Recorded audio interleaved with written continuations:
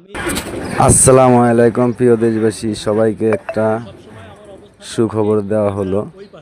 ভিডিওটা একটু শুনে যাবেন, শোনার পরে একটা শেয়ার দিয়ে যাবেন, বেশি একটা শেয়ার করে যাবেন, একটা কমেন্ট দিয়ে যাবেন, সবাইকে দেখার সুযোগ করে দিবেন। ধন্যবাদ সবাইকে। আমার সন্তান ক্লাস 4-এ পড়ে। এবছর তার পুরো ভর্তি করতে 45,000 টাকা দিতে হয়েছে। গত বছর দিতে হয়েছিল 42,000 টাকা। তো আমি একবার চিন্তা করে দেখলাম যে যাদের বাসায় 3টা বাচ্চা আছে সেই ফ্যামিলিগুলোর কি অবস্থা।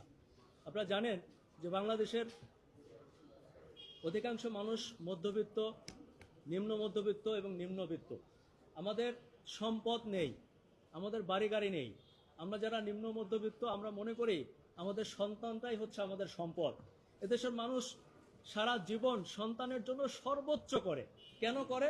আমার সন্তান একদিন বড় হয়ে আমাদের সম্পদ হবে, আমার সন্তান আমাকে শেষ বয়সে দেখবে, আমাকে খাওয়াবে, পড়াবে।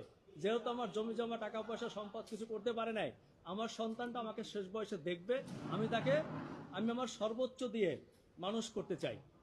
আর ঠিক এই টেন্ডেন্সির কারণে আমাদের মধ্যবিত্ত, নিম্ন মধ্যবিত্ত পরিবারগুলো একেবারে রাস্তার ফকির হয়ে যাচ্ছে তারা পড়াশোনা করাতে গিয়ে। আমাকে কেউ কেউ বলে যে ভাই, ভালো প্রতিষ্ঠানে শিক্ষা গ্রহণ করার দরকার কি? এটা আমাদের একটা মানসিক শান্তি বা মানসিক তৃপ্তি যে আমরা চাই আমাদের সন্তানটা ভালো জায়গায় পড়ুক। আপনারা দেখবেন যারা বেশি নিম্নবিত্ত, যারা বস্তি লেভেলে থাকে, পাইপের মধ্যে বসবাস করে, আমি দেখছি তাদের বাচ্চাটাকেও সুন্দর ফিটফাট ভাবে একটা স্কুল ড্রেস পরানো হয়। মধ্যবিত্ত বাবাদেরকে আমরা দেখেছি যারা ভ্যান চালায়, রিক্সা চালায়, গাড়িতে সুপারভাইজার, হেল্পারি করে, বিভিন্ন শ্রেণী পেশায় যারা আছে, দেখবেন তাদের শার্টের অবস্থা কি, ছিঁড়ে গেছে, প্যান্ট ছিঁড়ে গেছে, কিন্তু তার বাচ্চাটাকে একটা ভালো পোশাক দিচ্ছে। এটা আমাদের দেশের একদম রাষ্ট্রীয়ভাবে এমনটা হয়ে আসছে, কারণ আমরা চাই আমাদের সন্তানরাই আমাদের ভবিষ্যৎ হোক। কিন্তু দেখেন, আমাদের সেই সন্তানদেরকে নিয়ে আমাদের এই যে আমাদের এত পরিশ্রম, এত কষ্ট, সেই রিজিকটা প্রতি বছর শোষণ করে নিয়ে যাওয়া হচ্ছে শিক্ষা ব্যবস্থার নামে। আমি আরেকটা ব্যাপার আপনাদেরকে মাঝখানে বলে রাখি, আজকে যে কথাগুলো বলছি এগুলো সব প্রতিষ্ঠানের না। আমাদের দেশে কিছু প্রতিষ্ঠান আছে যারা এর ব্যতিক্রম।